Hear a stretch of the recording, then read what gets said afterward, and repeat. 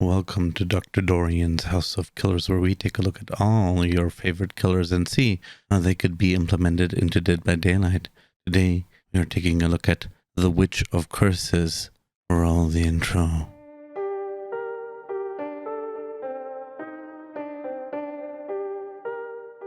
The Witch of Curses is from no particular franchise. It's more of a concept of a witch cursing objects, people, the situations.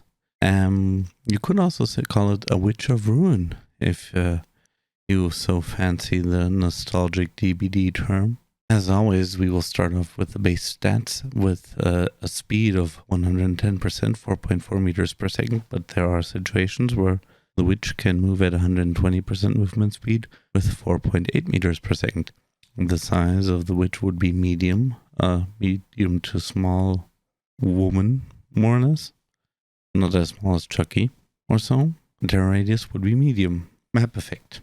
In case you're unfamiliar with my concepts, I am of the opinion map effects should always be on the map, regardless of the powers that are used, and I also feel that killers should have a variety of powers like a loadout. The map effect of the Witch of Curses is alchemy table. Alchemy tables with curse cleansing trinkets spawn on the map. The trinkets respawn after a certain time when consumed back at the table from which they were taken. However, there is a long cooldown on them. First power. Curse of Regression. Up to 400% generator regression can be afflicted to gens. The more the curse gets diluted, the weaker it gets. 400% generator regression for one cursed generator, 200% for two cursed generators, 133.33% for three cursed generators, and 100% for four cursed generators. However, for each generator that is repaired, the curse also gets weakened by 50%. First alternate power. Curse of Evil Skill. Each affected gen has an increased chance for the skill checks. Good skill checks result in 3% regression on a generator. Great skill checks result in 0% progression on a generator. Generators can be cursed up to the number of the survivors. An old DBD player might recognize this as sort of a somewhat new take on the old Ruin. The second alternate power one. Curse of Slow Progression. Gen repair speed is reduced for each survivor working on a gen by 5%. That means if a gen is cursed and the curse isn't lifted and one survivor is working on it, he repairs it 5% slower. Two people repair it 5% slower each, and so on. Third alternate power one.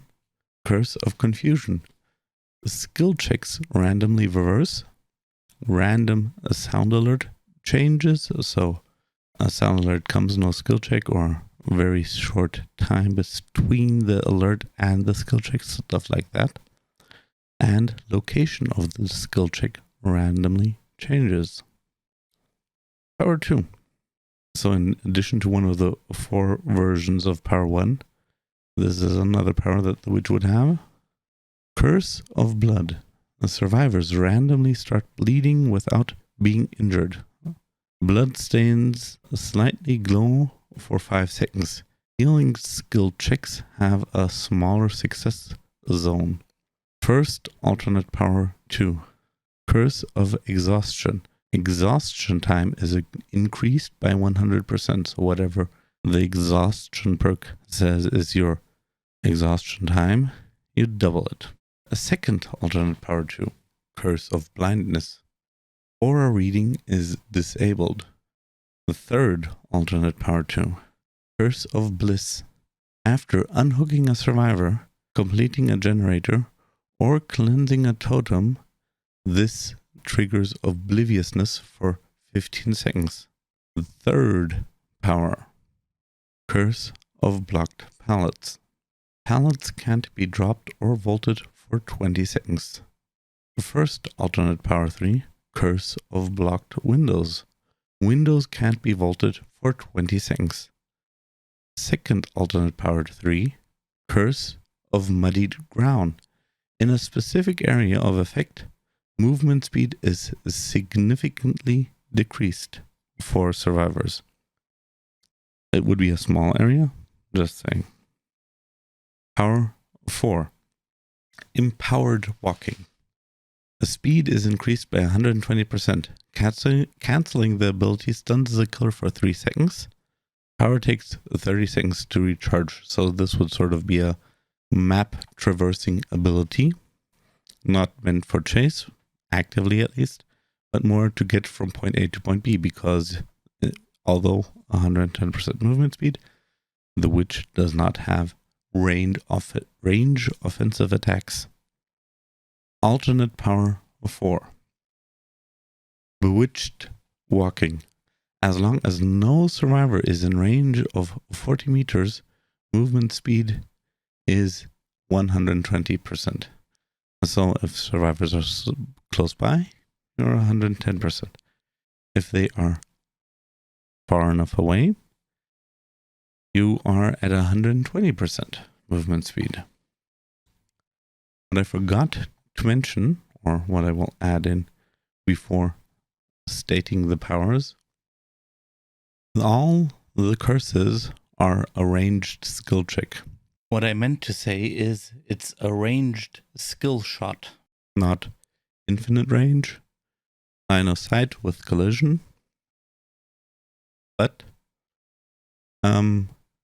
sort of like the Death Slinger range.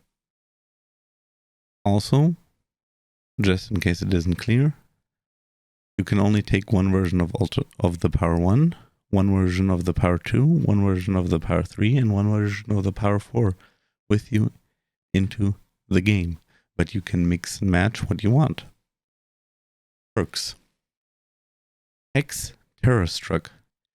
Injured survivors that are in chase suffer from 1 to 3 seconds blurred vision when in chase. This happens every 30 seconds. Hex. No walking. Survivors become unable to walk. They can still crouch. They can still run, but they can no longer walk. If they move without crouching, they automatically run. Also, a fast vault. Use their running exhaustion perks in case those trigger, and so on. In addition, scratch marks are visible for 50% longer. 2, 3, or 4 survivors are affected from this hex perk. Third perk, Scourged Hook. No hiding. At the start of the trial, 4 random hooks are changed into Scourge Hooks. The auras of Scourge Hooks are revealed to you in white. When a Scourged Hooked survivor is hiding in a locker, their aura is revealed to the killer for 5 seconds, as well as 2 seconds after leaving.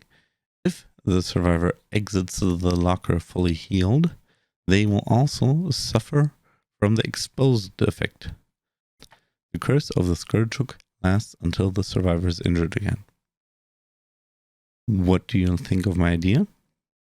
Do you have any improvements or suggestions? The general concept behind this killer is not necessarily to chase, but more to slow the progression of the game and manage to box in survivors so that even with your lower than average movement speed, you can catch them, sort of like blocking exit routes or making it harder for them to run fast and stuff like that. And sort of like setting up traps. In case you have any suggestions on how it can be improved, or if you have any suggestions for killers, leave them in the comments or come into my Twitch chat and talk with me about it. I stream every Monday and Tuesday and every other Wednesday and Friday in German or English. And also, here is a sneak peek of what the next killer might look like. Until next time, toodles.